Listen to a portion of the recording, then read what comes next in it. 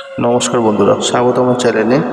আজকে Sunday night স্পেশালসে আপনাদের জন্য আরেকটা ছোট গল্প নিয়ে চলে এসেছি, যার নাম হলো শেষ ট্রেনের যাত্রী।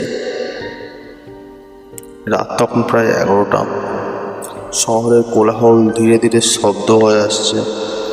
সঞ্জয় শেষ ট্রেন ধরার জন্য স্টেশনে দাঁড়িয়ে। প্ল্যাটফর্মের লোকজন বলতে গোনা কয়েকজন, কেউ মোবাইলে ব্যস্ত, কেউ চুপচাপ বসে আছে। ঘড়িতে 11:30 বাজতেই ট্রেনের আলো দেখা গেল। কিন্তু অদ্ভুত ব্যাপার, ট্রেনটা কোনো শব্দ করছে না, না কোনো হুইসেল, না চাকার ঘর্ষণ। নিঃশব্দে এগিয়ে আসছে। ট্রেন থামতেই দরজা খুলে গেল। সঞ্জয় উঠল, ভেতরে ঢুকে দেখলো পুরো কামরা ফাঁকা। শুধু এক কোণে বসে আছে এক বৃদ্ধা মহিলা, সাদা শাড়ি পরা, তার মুখটা ছায়ায় ঢাকা। সঞ্জয় একটু অস্বস্তি অনুভব করলেও বসে পড়ল। ট্রেন চলতে শুরু করলো, আবারও নিঃশব্দে। হঠাৎ সে খেয়াল করলো ট্রেনের ভিতরে লাইটগুলো একবার জ্বলছে, একবার নিভছে। ঠান্ডা হাওয়া বইছে, অথচ জানালাগুলো তো সব বন্ধ।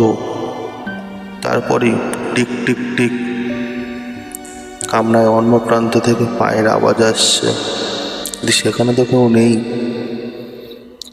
সঞ্জয় উঠে দাঁড়িয়ে দেখতে গেল, কিন্তু যত এগোয় আওয়াজটা তত দূরে সরে যায়। হঠাৎ পিছন থেকে ভেসে এলো একটা কর্কশ গলা, তুমি কি নতুন? যে ঘুরে দেখলো সেই বৃদ্ধা তার ঠিক পেছনে দাঁড়িয়ে, অথচ সে একটু আগেও অনেক দূরে বসেছিল। ভয় তার গলা শুকিয়ে গেল। সে কাঁপা কাঁপা গলায় বলল, কে আপনি? বৃদ্ধা হেসে উঠল, একটা ঠান্ডা ফাঁপা হাসি। আমরা সবাই এই ট্রেনের যাত্রী, কেউ নামতে পারি না। সঞ্জয় বুঝতে পারলো কিছু একটা ভয়ঙ্কর ভুল হচ্ছে। সে দরজার দিকে ছুটল, কিন্তু দরজা খুলছে না। হঠাৎ ট্রেনটা একটা টানেল দিয়ে ঢুকলো, আর সব আলো নিভে গেল।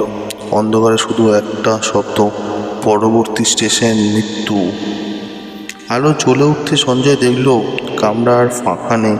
চারপাশে বসে আছে অসংখ্য মানুষ, কিন্তু তাদের কারো চোখ নেই, কারো মুখ বিকৃত, কারো শরীর অর্ধেক, আর সবাই একসাথে তাকিয়ে আছে তার দিকে।